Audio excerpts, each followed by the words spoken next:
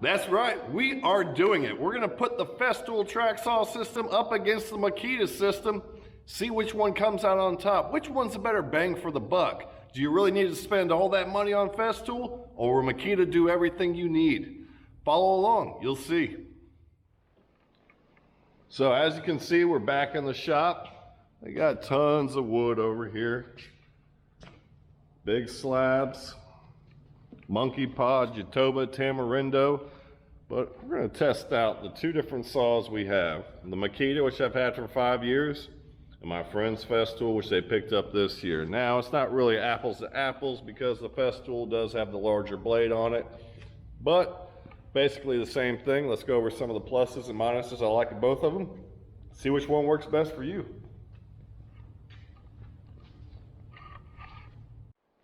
So, I know what you're thinking. David, you've got a Festool on a Makita track, and you've got a Makita on a Festool track. There's a little thing I want to show you. Festool has these little tensioners here, which are good. They help take the slop out of anything.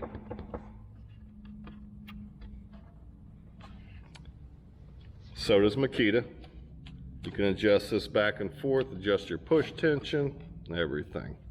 But here's one thing that I do like about the Makita. If you notice here, it has a little tab that knocks out. What that does is prevent it from jumping out the track when it's on the Makita track, because it has a little lip under here. Festool does not have that. But as you can see, yes, it will slide along quite happily. So, this one and this one, interchangeable. Now, obviously, Makita copied Festool. No doubt about it. So, when you're doing your bevel cuts, it will lift the whole track up. I like that about Makita. You can see right there. That goes in that little notch, just like so. Prevents it from tipping over when you're doing your bevel cuts. Festool, as far as I know, does not have that system. Everything is square and straight. There's nothing for it to engage into. Got plenty.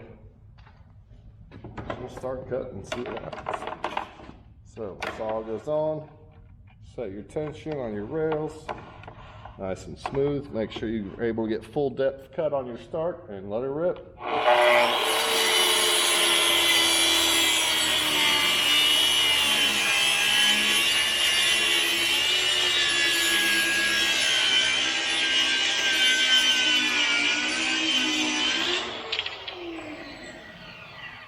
And there you have it.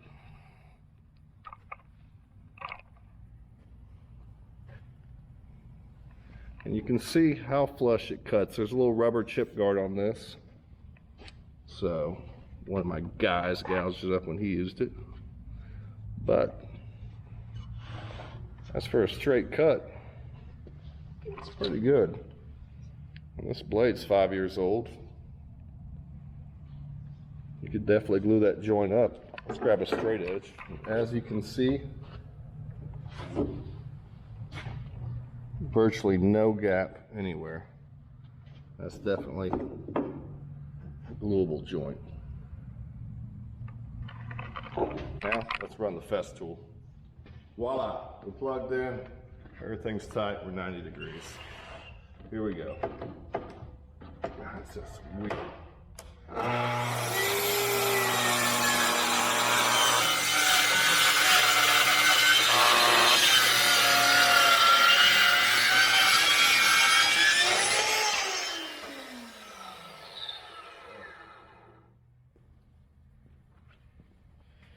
Once again, it's a nice cut, no doubt about it. That was the Makita cut.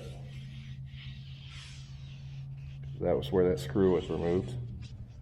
That was the Festool cut. And to be honest, I'm back at the office with my man Drape, and final thoughts on on the Festool versus the Makita. they're both good sauce. You know, they all have their own idiosyncrasies. I think the Festool's overly complicated, and the box to fit it into is annoying, and it, you know, but the Makita, you got to watch out for bent tracks. I don't think they QC their stuff as well as, I know they don't QC their stuff as well as Festool. Not many companies do. Yes, Festool is considered superior, but do you need it? That's the question. If you want to spend $500-600, get the Makita. If you want to spend $1,000-1,500, get the Festool. You'll be happy with both of them, especially if you don't have a track saw at all, because it really opens up a lot of doors for things, makes ripping plywood a cinch, and they're both great. You know, Festool's the one that developed it, so kudos to them for thinking of it, and I enjoy mine a lot. All right, guys, see y'all in the next one.